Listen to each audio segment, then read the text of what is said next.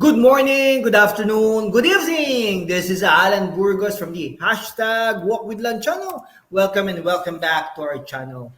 Guys, if you are not yet subscribed to our channel, please do it so now so that you can be a part of this growing family. Officially, we are now 9,143 subscribers. Konti na lang guys, magte 10,000 subscribers na tayo. Maraming salamat po sa inyong lahat.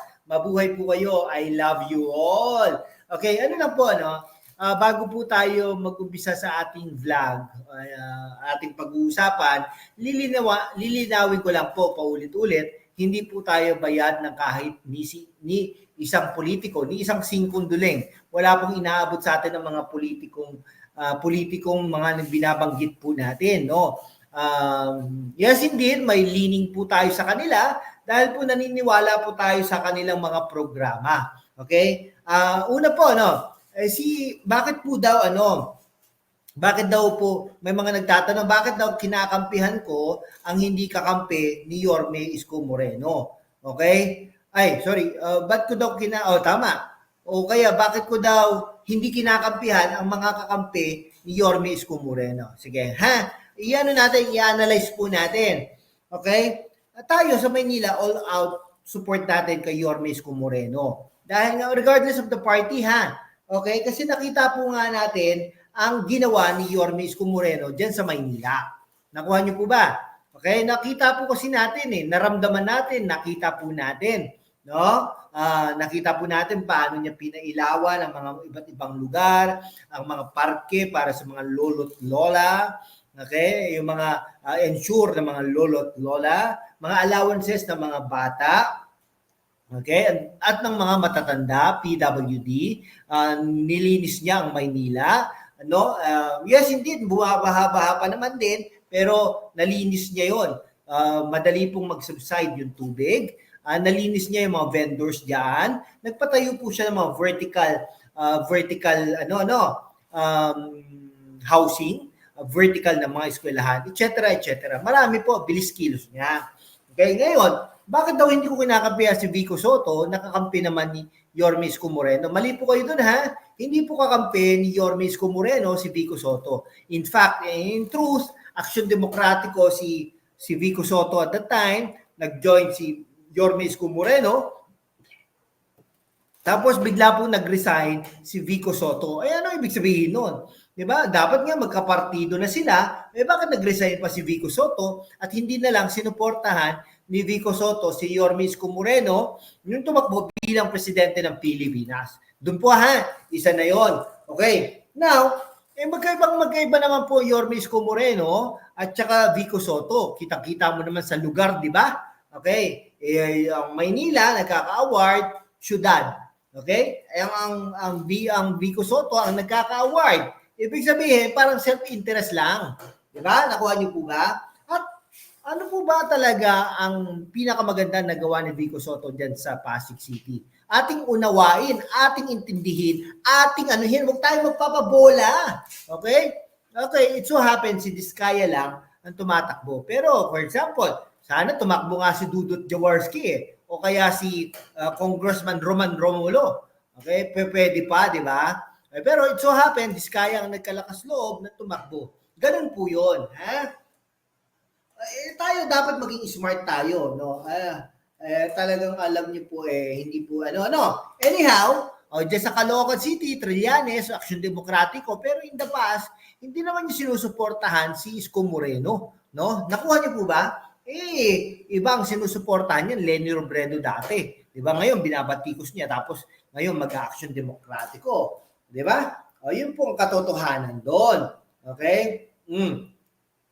Ngayon, pag-usapan po natin yung allowances daw ng mga senior citizens dyan sa Maynila, doblehin ni Mayora Hani Lacuna. Hindi po natin alam kung sapat o dapat na. No? So magandang balita ang hatid ni Mayora Hani Lacuna. Pangan sa lahat ng senior citizens sa lungsod ng Maynila, no? Tumatanggap ng buwanang pensyon dahil simula sa Enero 2025 ay dodoblehin na mula 500 hanggang 1,000 ang matatanggap nila sa ilalim ng Social Amelioration Program ng lokal na pamahalaan. Ayon kay Lacuna, nasa mahigit 200,000 senior beneficiaries ang nakatakatang makatanggap ng kabuuang 3,000 bawat isa sa quarterly payout simula sa March 2025. Quarterly pala yun, hindi pala buwanan. Tayo po ay gawa at aksyon. Yung iba, pangako at laway lang. Iniisip pa lang nila, tayo po, heto na ang resulta kasi tinataasan na natin ang senior citizens allowance. Nila Lacuna pagkatapos ng fellowship night, kasamang lahat ng 896 Manila Barangay Senior Presidents sa pagdiriwang ng International Elderly Week. No? Sino pinapatamaan kaya ni Mayora Hani Lacuna? Pangako at laway lang daw. Nako po.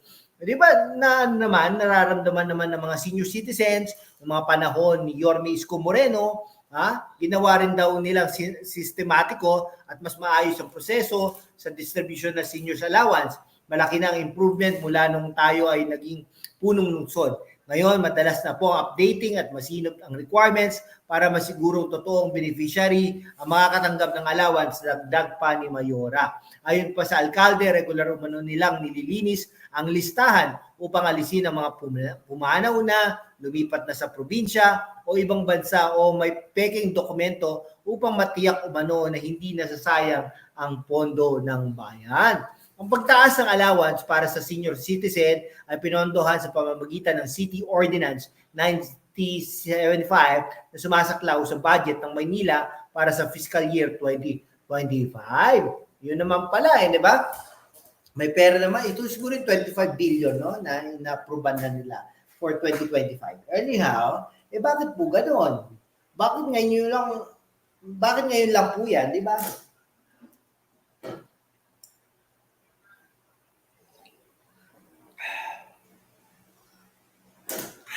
Yan. Yun po ang ano natin ha.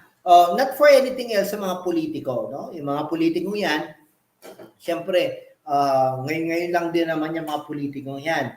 Pero sinasabi natin, Pasig, bakit against tayo kay Vico Soto? No? Kung ito, si Vico Soto, itinuloy niya ang mga programa ng mga Eusebio na magaganda, talagang papabor din tayo sa kanya. Di ba? Pero, parang inuuto lang niya ang tao. Ganun po ang katotohanan doon. Di ba? Nasa naman po ang pag-unlad ng Pasig in comparison sa iba't ibang mga lugar dito sa Metro Manila. Okay? Ayan po.